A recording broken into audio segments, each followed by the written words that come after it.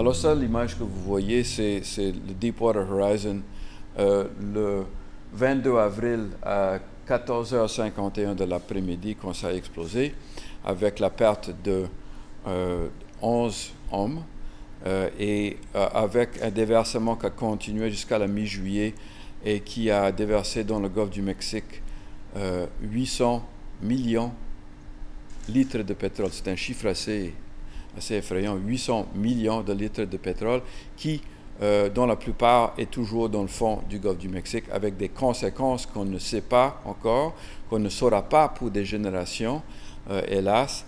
Et pour moi, c'est juste que, bien évidemment, ça sera une terrible perte si une chose comme ça arrive dans l'estuaire du Saint-Laurent. Et je ne suis pas anti-pétrole, j'ai un ordinateur, je conduis une voiture, j'utilise le plastique, mais en même temps, je crois que nous sommes, comme espèce, à vraiment un carrefour très important, et c'est vraiment le temps de se réveiller et de se conscientiser par rapport à l'utilisation du pétrole et les conséquences que ça peut avoir pour l'avenir.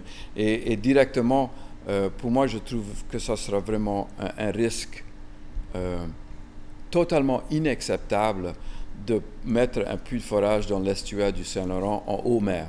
Surtout avec les hivers. S'il se passe quelque chose en hiver qui est tout à fait possible, comment déjà traiter avec ce problème-là. Mais je ne viens pas pour prêcher, je viens tout simplement pour partager mon expérience dans l'espoir que les Québécois, les Québécoises vont pouvoir apprendre un peu, qui va les éclaircir dans la démarche qu'ils sont obligés de faire maintenant. Et cette question qui tourne au Québec maintenant par rapport à l'exploration pétrolière dans le Saint-Laurent. Quels ont été les impacts concrets sur l'économie locale, la pêche, la santé, etc.? Bon, il y a plusieurs volets. Sur la santé, il y a 48 000 personnes qui ont travaillé là-dessus. C'était moi, quand j'ai appris que ça se passait, moi, mon instinct, je voulais aller sur le littoral pour nettoyer les oiseaux. On m'a dit que ça prenait 3 semaines de cours et on m'a très largement découragé de le faire parce que c'est un milieu extrêmement dangereux. On a vu une pique dans les salles d'urgence le long du littoral, des gens qui arrivaient avec des problèmes respiratoires. Et là encore, on ne sait pas parce qu'on n'a pas vraiment de statistiques. On sait qu'il y a eu une augmentation considérable, surtout dans la population des ouvriers qui ont travaillé dans cette ambiance, dans ces endroits, de problèmes respiratoires, à tel point qu'on pense d'utiliser les cellules de certaines de ces personnes pour développer un vaccin pour vacciner les ouvriers éventuels si jamais ça arrive de la même façon. Alors, c'est un peu malade, mais les compagnies pharmaceutiques, maintenant, ils sautent sur l'occasion de faire un peu d'argent. Alors, c'est ça qui est le plus bouleversant pour moi, c'est le pouvoir de l'argent. Parce que la pêche était fermée pendant très longtemps. Les espèces, les crevettes sont revenues, les poissons sont revenus, les huîtres, ça va pas très bien, les dauphins, il y a 4 fois plus de mortalité, les tortues de mer, ils ont vraiment reçu peut-être le coup de grâce pour les tortues de Ridley. Les pélicans bruns qui étaient justement, ils venaient de se libérer de la liste des espèces en danger. Maintenant, ils sont retournés. Alors, les effets sur les populations animales sont très évidents. Pour la communauté, c'est surprenant ce que je vais dire, mais c'est d'autant plus décevant parce qu'il y a eu dans cette expérience-là, des gens qui ont profité et qui rêvent que ça arrive encore. Parce qu'il y a même un quartier à Houma Et puis c'est des nouveaux riches, on les appelle les spillionaires. Donc ce sont des gens qui se sont enrichis dans le nettoyage de cette catastrophe et qui espèrent que ça arrive encore pour faire encore plus d'argent. Alors ça, on ne peut pas mettre un garde-fou sur la nature humaine. Il y aura toujours des profiteurs, il y aura toujours des gens dans la communauté qui vont exploiter la situation pour leur bien personnel au dépit de la communauté. Alors ça, c'est bon, on ne peut rien y faire. C'est pas criminel de faire de l'argent, mais dans ces cas-là, c'est quand même, pour moi, c'est immoral, mais peu importe, c'est arrivé, mais on ne peut pas l'empêcher. Tout ce qu'on peut faire, je pense, c'est vraiment de conscientiser les gens à un tel point qu'ils comprennent que les risques de l'exploration pétrolière et de l'utilisation du pétrole sont trop grandes et deviennent accablants. Donc, on est obligé et rapidement de trouver des sources d'énergie alternatives. Croyez-vous que c'est possible d'empêcher de tels projets face à la machine oui. qu'on croit toute puissante? Non, je suis... Et s'il y a un endroit dans le monde où c'est possible, c'est au Québec.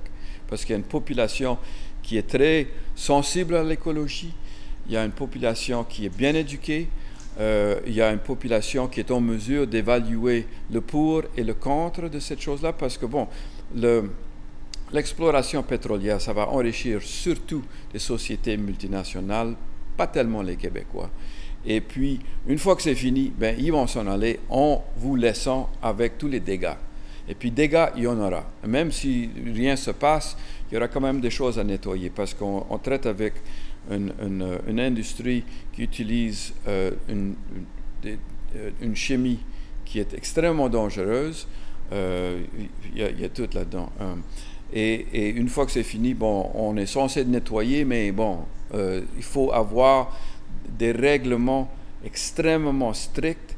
Et ce qui me dérange, c'est que le Québec n'a aucune expérience avec l'exploration pétrolière. Donc, on peut vous raconter à peu près n'importe quoi.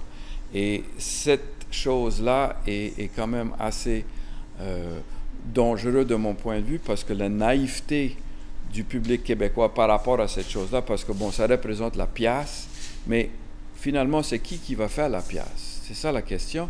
Et puis, c'est qui va payer les dégâts s'il y en a? C'est surtout ça. Puis, dégâts, il y en aura. Pas peut-être aussi dramatique que ça, mais il y aura toujours dans l'exploration pétrole des problèmes écologiques. Il y en a toujours. C'est inévitable. Et qui va nettoyer tout ça après? Ben, ce sont les contribuables. Je viens pour mettre le point sur la réalité, parce qu'il y a eu beaucoup de propagande, parce que l'histoire est claire, enfin, si on écoute la BP, parce que l'amende sur le Clean Water Act a été imposée à 18,7 milliards, qui n'est loin des 35 milliards qu'on aurait pu imposer, mais peu importe. Donc, on prétend que l'histoire est finie. La responsabilité civile a monté à 38,9 milliards. L'amende sur le Clean Water Act était de 18,7 milliards. Donc, on arrive à 60 milliards. Ça, c'est sans compter tout l'argent qui a été dépensé pour le nettoyage. Donc, on parle d'une centaine de milliards de dollars, mais le BP existe toujours et fonctionne et fait de l'argent. Alors, il faut tout simplement comprendre que l'industrie pétrolière n'est pas là pour le bien-être de la communauté, n'est pas là pour dire la vérité, ils sont là pour faire de l'argent, hein, pour leurs actionnaires. Pointe à la ligne. Alors, il ne faut jamais oublier que bien que, tu sais, et puis ils ont une expertise de promotion. Moi, j'ai des histoires, je ne veux pas les raconter maintenant, mais sont des compagnies avec des stratèges de marketing par rapport à leur image qui sont extrêmement bien soignées et très développées. Mais ça ne change pas le fait que c'est une industrie qui contamine et qui a des effets très néfastes sur l'environnement. Et puis, bon, là, à un moment donné, il faut juste évaluer les risques et les bienfaits. Et d'après moi, dans l'estuaire du Saint-Laurent, le risque est beaucoup trop important pour les éventuels bienfaits, pour que les Québécois s'embarquent là-dedans sans crainte. Je finis la présentation avec une image de l'île aux Chats, qui était un des endroits où les pélicans bruns avaient leur nichoir. Un endroit absolument magnifique de mangrove, qui était un nichoir des pélicans bruns. Aujourd'hui, l'île aux Chats est plus petit que cette scène. Et il sort de ça et il n'y a pas rien qui bouge et rien qui vit. Alors, c'était deux choses. D'abord, la marée noire qui a tué tous les mangroves. Et ensuite, l'ouragan Isaac qui est venu qui a tombé droit dessus et puis qui a foncé et puis qui a fini par détruire le peu de végétation qui restait. Ça fait que sans végétation, la terre s'effrite puis c'est parti. Alors, c'est vraiment un symbole parce qu'il y a trois choses qui opèrent. Il y avait cet accident qui était probablement l'élément déterminateur, mais même sans l'accident, il y a toujours le niveau de la mer qui augmente et la violence des tempêtes tropicales qui augmente. Et tous les deux sont liés directement au changement climatologique, qui est lié directement à l'utilisation du pétrole. Donc, c'est vraiment pour moi le symbole le plus puissant de cette espèce de combinaison d'effets qui s'abattent sur la Louisiane. Donc, un ouragan, le niveau de la mer qui augmente et la perte de la protection qui est accordée par les marécages à cause de la marée noire qui a fini par tuer des centaines de kilomètres de végétation le long du littoral. D'après vous, comment les Québécois devraient s'organiser pour faire face à la machine de propagande? On a vu avec TransCanada qu'ils avaient engagé une firme il y a quelques temps là, et qu'ils avaient des stratégies machiavéliques pour arriver à leur fin, c'est-à-dire créer des activistes pro-pipeline, par exemple, ou des choses comme ça. Comment on fait face à ça? On fait face à la manipulation d'informations, pas tout simplement conscientiser le public, d'en parler. Et c'est pour ça que je pense qu'il y a un espoir au Québec, parce que vous avez une société avertie, éduquée et très sensible à l'environnement. Donc, il faut tout simplement en parler, parce que c'est ça le seul garde-fou que nous avons, c'est justement les citoyens qui s'organisent et qui en parlent et puis qui votent. Hein? Donc, il faut faire savoir son point de vue, il faut s'organiser, il faut crier fort, parce que, croyez-moi, les adversaires, les exploitateurs de pétrole, ils n'arrêteront à rien pour pouvoir manipuler l'image et exploiter la situation pour leur bien, qui est le bien des multinationales surtout. Mais c'est avec une citoyenneté bien informée qu'on risque de faire quelque chose. C'est comme Talleyrand disait, la démocratie ne fonctionne pas quand les bonnes personnes ne font rien. Voilà. Est-ce que vous êtes venu lancer un appel aux autres artistes du Québec et quel message vous voulez envoyer dans la communauté québécoise là? Non, je suis pas là pour charmer mes amis. Les artistes québécois, je pense qu'ils vont trouver leur propre chemin. Je dois dire aussi que on avait créé un projet d'enregistrement, quelques chansons à l'honneur de Gulf Aid Acadiana. Donc, et puis j'ai eu une très très belle réponse de beaucoup d'artistes québécois qui sont venus participer à ce projet-là, qui était en quelque sorte condamné parce que à la veille du lancement, j'ai eu un accident de santé qui m'a empêché de poursuivre le projet. Un accident assez grave que moi je considère est due en quelque sorte à 6 mois de ce stress. Mais peu importe, non, je ne suis pas là pour, comme je dis, je ne suis pas un politicien, je suis là tout simplement pour partager mon expérience. Et puis, je pense que les Québécois, les Québécoises, artistes ou pas, pourront par la suite prendre leurs propres décisions et suivre leur cœur. Je suis auteur, compositeur, interprète, c'est comme ça que je gagne ma vie. Mais je suis aussi citoyen, j'ai une maison quelque part, je paye des taxes et puis je vis dans un village. Et je suis la même personne, mais c'est comme deux faces de mon expérience. Je suis aussi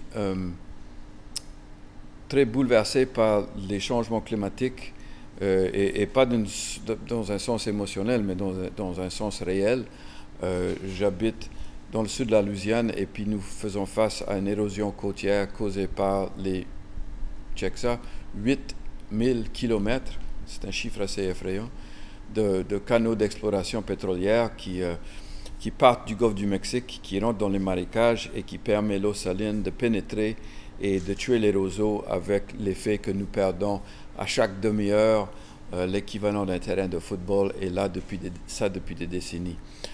Donc je suis vraiment très très concerné par les changements climatologiques. J'ai vu mes assurances tripler depuis 2005. Il y a des zones en Louisiane où on ne peut plus construire, hormis de soulever la maison 12 pieds dans les airs. On fait face à des tempêtes tropicales qui sont de plus en plus violentes, avec de moins en moins de protection. Et tout ça, c'est lié à l'exploration et l'exploitation pétrolière. Alors, j'aime aussi et beaucoup le Saint-Laurent, l'estuaire du Saint-Laurent et toutes les communautés qui longent le fleuve. Et je suis très conscient de la menace qui est posée par l'exploration pétrolière dans l'estuaire du Saint-Laurent. Et je voudrais tout simplement partager mon expérience autant que citoyen louisianais. Je ne suis pas politicien, je ne suis pas scientifique, je suis un musicien. Mais j'ai un vécu et puis je voudrais partager mon expérience que je fais ce soir à Rimouski avec les Québécois pour qu'ils puissent, j'espère, se rendre compte des conséquences des décisions qui vont être obligés à prendre par rapport à l'exploration pétrolière dans l'estuaire du Saint-Laurent.